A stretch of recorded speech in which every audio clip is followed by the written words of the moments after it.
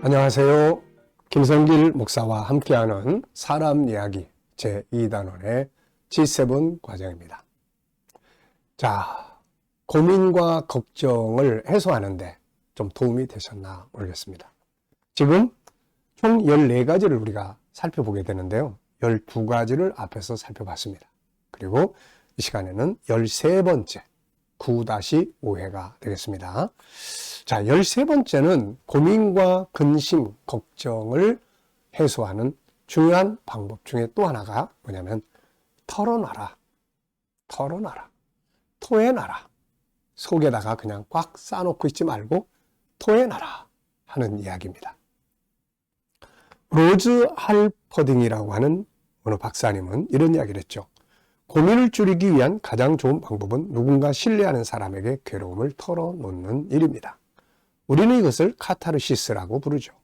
환자들은 여기에 와서 자기들의 고민을 털어놓고 그것을 마음속에서 몰아낼 수가 있습니다. 혼자 걱정하며 자기의 가슴에만 품고 있으면 정신적 긴장을 불러옵니다. 우리는 자신의 걱정을 서로 나눠야만 합니다. 이 세상에 자기의 고민을 들어주고 이해해주는 사람이 있다고 느껴야 합니다. 또 나에게 있는 이 고민거리가 다른 사람들에게도 다 있구나라는 것을 공감할 때 나에게만 있는 줄 알았더니 고민에 대한 지수가 떨어져 내려가게 되는 거죠. 자, 이분의 조수는 한 부인이 자신의 괴로움을 털어놓음으로써 고민에서 벗어나는 것을 실제로 보았다고 합니다. 자, 그 여인의 고민은 가정 문제였습니다. 처음에 그녀가 이야기하기 시작했을 때는 긴장으로 분위기가 딱딱했으나 이야기가 진행됨에 따라 부드러워져 갔습니다. 이야기가 끝날 무렵에는 미소까지 띠고 있었죠. 그러면 문제는 해결되었는가? 그렇게 간단하게는 되지 않았습니다. 그녀의 마음을 바꾸게 한 것은 누구인가 털어놓았다는 것. 약간의 충고와 위로를 받았다는 것이죠. 그녀의 심경을 바꾸게 한 가장 큰 치료적 효과는 말 속에 포함되어 있었던 겁니다.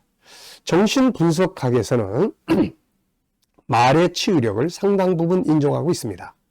프로이드의 의뢰로 정신의학자는 만약 환자가 이야기할 수 있다면 그의 내부의 불안에서 안정을 찾아낼 수 있다는 것을 알 수 있습니다.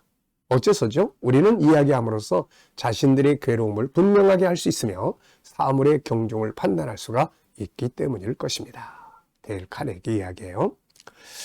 자, 정확한 대답은 아무도 할 수가 없습니다. 그러나 우리는 모두 사람에게 털어놓는 것, 가슴의 덩어리를 토해내는 것이 곧 안정감을 준다는 것을 알고 있습니다.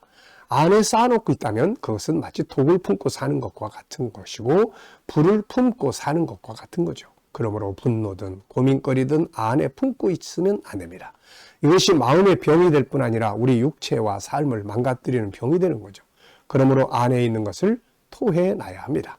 하나님께 하든 사람에게 상담을 하든 아니면 다른 방법으로든 안에 있는 것을 밖으로 꺼내놓는 것이 치료의 방법이죠.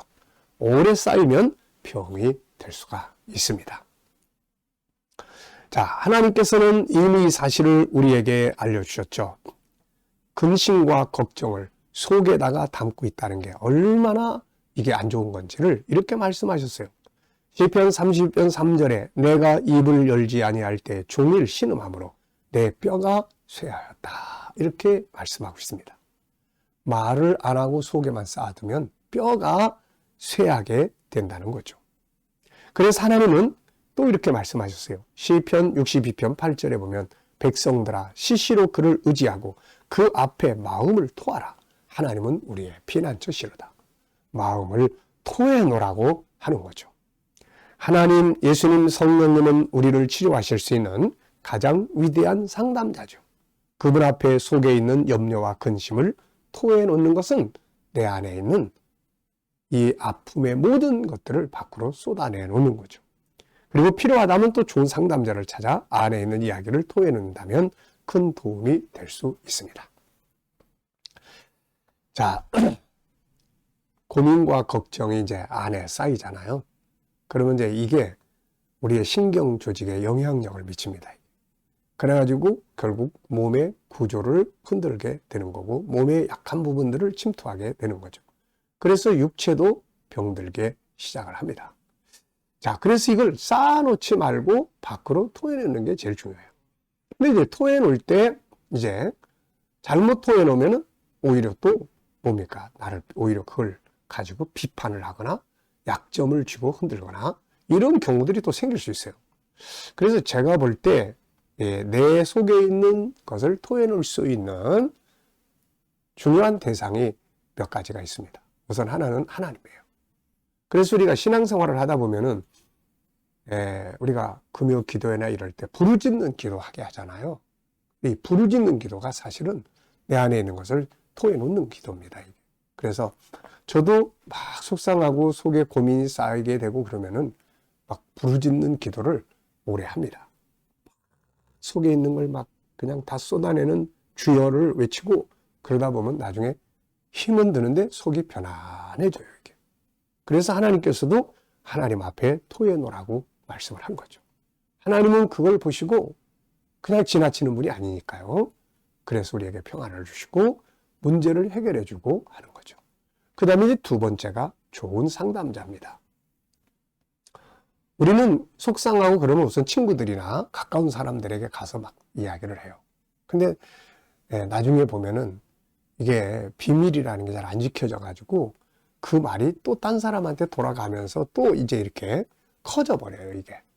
그러다 보면은 나중에는 뭐 내가 너한테 이 말을 왜 했니, 안니, 뭐 네가 나한테 이 말을 딴 사람한테 왜 했니, 아니니 이래 가지고 또 고민 덩어리가 더 커지게 되는 거예요.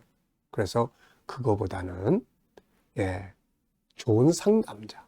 일단 상담자들은 내담자와의 대화를 일단은 비밀을 지켜줍니다. 그래서 그런 부분들에 대해서 안심을 할 수 있기 때문에 좋은 상담자를 찾아서 자기의 속상함을 다 토해놓는 것, 털어놓는 것, 이게 아주 좋은 방법이에요. 그 다음에 이제 세 번째는 어떤 방법이 있냐면은 이제 밖에 나가서 일반적으로 다양한 방법을 사용하는 거예요. 밖에 나가서 산에 올라가든지 뭐 냇가에 간다든지 뭐 아무도 없는 곳에 가서 막 소리를 지르는 거죠. 내가 속상했던 거에 대해서. 어떤 대상이 있으면 야 이놈아 이 나쁜 놈아 내가 너 때문에 내가 이렇게 힘들고 속상해 다 토해놓는 거예요.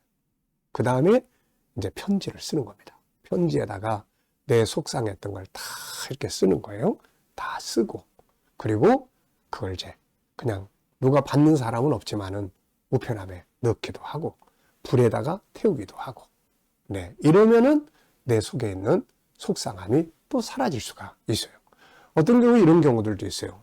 아버지 때문에 너무너무 속이 상해했던 딸인데 아버지는 이미 세상을 떠났어요. 그런데 그 응어리가 그냥 맺혀 있는 거예요. 살아있다면은 만나서 풀 수가 있는데 떠나버리셨으니까. 그래서 그런 분들한테는 편지를 쓰게 합니다. 편지를 쓰게 하고 하늘을 보고 편지를 읽으면서 아버지하고 대화를 하라고 해요.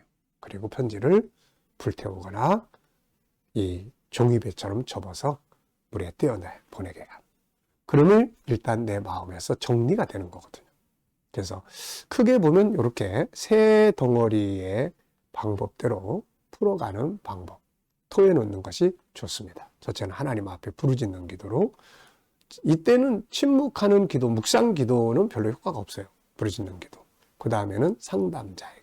그 다음에 일반적인 방법으로 밖에 나가서 소리를 지르거나, 그 다음에 편지를 쓰거나, 이렇게 해서 보내거나 불에 태우거나, 이런 것들을 통해서 내 속에 있는 것들을 밖으로 쏟아놓을 수가 있습니다. 그리고 나면 한결 마음이 편안해지고 또 좋아집니다. 그래서 토해놔라. 꼭 참고하셔서 한번 속상함이 있으신 분들은 한번 사용을 해보시기 바랍니다. 자, 이 시간 여기까지 하고 마치겠습니다. 감사합니다.